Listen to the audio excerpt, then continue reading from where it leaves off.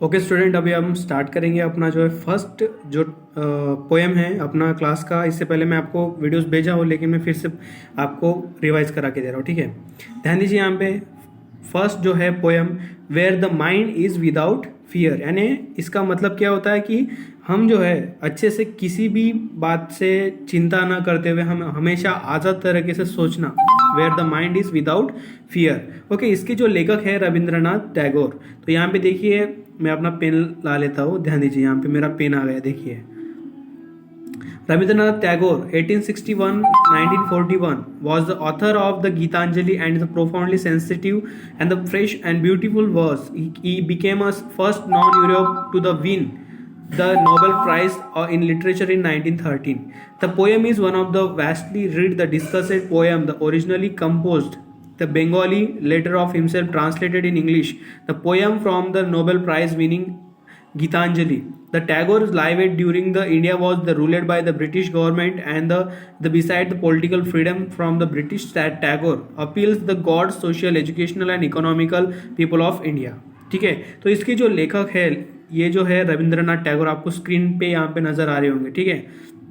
तो ये जो है हमारे भारत के एक बहुत बड़े जो है लेखक, साहित्यकार, और इनको नोबेल प्राइज में मिल चुका है, और इनको सभी लोग आप जानते हो, रविंद्रनाथ टैगोर। तो ये जो है एक अच्छा है, और मेरा फेवरेट, सबसे ज़्यादा फेवरेट मेरा ये पोयम है। और गीतांजलि एक इतना बड़ा जो साहित्य ग्रंथ है उसमें से लिया गया छोटा सा एक कविता है। इसमें लेखक जो है, जो कवि है रविंद्रनाथ टैगोर, वो आने वाले भारत, जो आने वाला भारत जो है किस प्रकार रहेगा, किस प्रकार से वो उन्होंने जो सपना देखा है अपने सामने वो व्यतीत कर रहे, आने वाला भारत कैसे रहना चाहिए, उनका सपनों का भारत कैसा हो। लेकिन मैं आपको ये भी बताना चाहूँगा कि भारत जब स्वतंत्र हुआ तब रविंद्रनाथ टैगोर नहीं थे, तब उनकी डेथ हो गई थी। बट उससे पहले जो है लिखा हुआ कि जैसे कि हम सोचते हैं ना कि मेरा फ्यूचर ऐसा होगा वैसा होगा करके, इसी इन्होंने अपने भारत, जो अपना भारत माँ जो है, भारत माँ के बारे में इन्होंने जो शब्द लिखा है, ये एक छोटी सी कविता है, ठीक है। ध्यान दीजिए, हम अपना जो है अभी हम स्टार्ट करेंगे फर्स्ट जो है यहाँ पे। तो ये जो है अपन फर्स्ट लाइन ध्यान देंगे, ठीक है।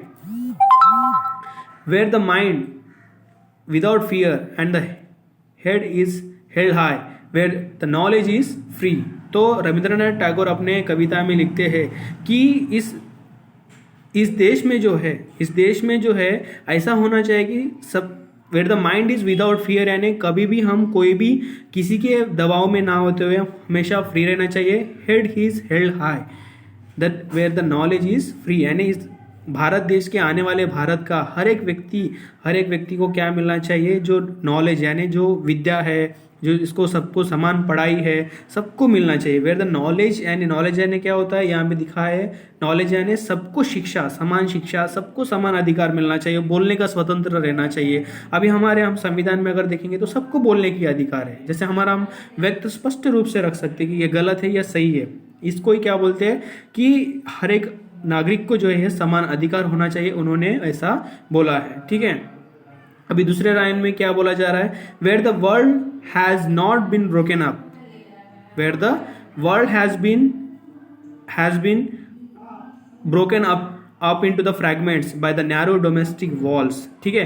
जैसे कि अगर हम यहाँ पे पहले भारत की अगर हम बात करेंगे तो भारत जो है विविध राज्यों से जुड़ा हुआ एक बहुत बड़ा देश है। लेकिन इस आज़ादी से पहले हमारे भारत में जो है पाकिस्तान, उसके बाद जो है पाकिस्तान था, बांग्लादेश और भारत, ये बहुत सारे से देश जुड़ के अखंड भारत था, बहुत बड़ा भारत। तो ये ऐसे ही रहने से, एकजुट रहने से अगर हम बहुत ज़्यादा आगे बढ़ सकते, ऐसी संकल्पना उनका था। लेकिन जैसे मैं बताना चाहूँगा कि जैसे हमारा भारत देश आज़ाद हो गया 1947 में, उसके बाद बांग्लादेश अलग हो गया, पाकिस्तान अलग हो गया, और इसके वजह से हमारा बहुत सारा जो पैसा है क्या हो रहा है, बर्बाद हो रहा है, क्योंकि हम एक दूसरे के से लड़ने के लिए हम अपना पूरा हथियार खरीद के बैठे हैं, जैसे भाई भाई लड़ रहे हैं आपस में, ठीक है। और उसके बाद यहाँ पे क्या बोला जा रहा है कि बाय नैरो डोमेस्टिक वॉल्स, यानी क्या है, जैसे कि हमारे अंदर पूरी दीवारें पैदा हो गई। जैसे कि अगर हम पाकिस्तान के तरफ अगर जाएंगे तो पाकिस्तान के वहाँ पे ऐसे बॉर्डर बंधा है ना, उधर जा सकते हैं हम इधर आ सकते हैं।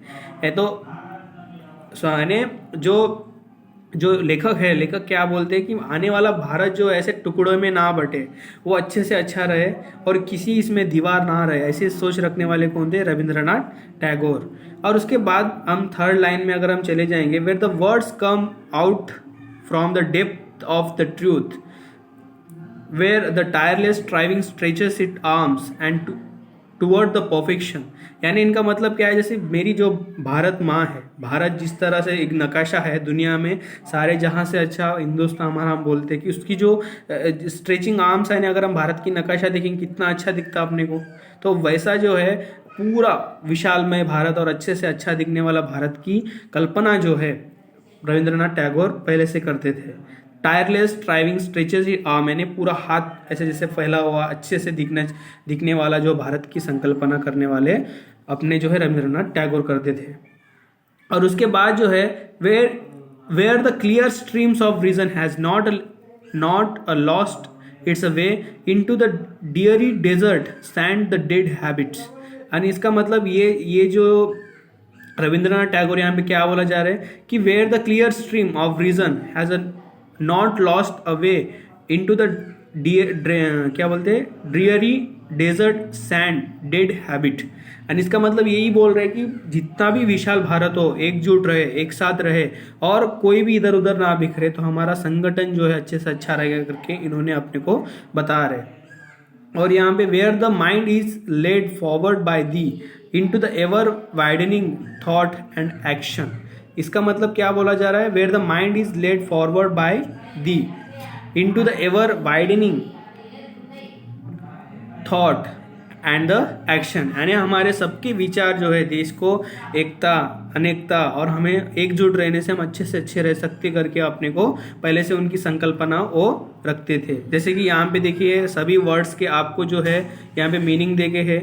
जैसे कि एवर वाइडनिंग यानी क्या होता है? For ever broadening one outlook, यानी फॉर एवर यानी हमेशा जुड़ के रहने की हमें अपने को याद रखना है। लास्ट एक जो है into that heaven of the freedom my father let my country awake. ठीक है, हेवन ऑफ द फ्रीडम, यानी देखिए यहाँ पे उसका मतलब बताया क्या, यहाँ पे क्या बता रहे हैं रविंद्रनाथ टैगोर?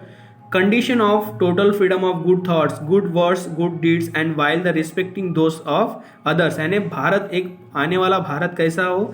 सबका सम्मान और सब मिलजुल के और पूरा स्वतंत्र भारत हो। ऐसे जो है एक आशा रखने वाले कौन थे? रविंद्रनाथ टैगोर। ऐसे जो है अपने लिए अपने आने वाले भारत के बारे में सोचने वाले थे।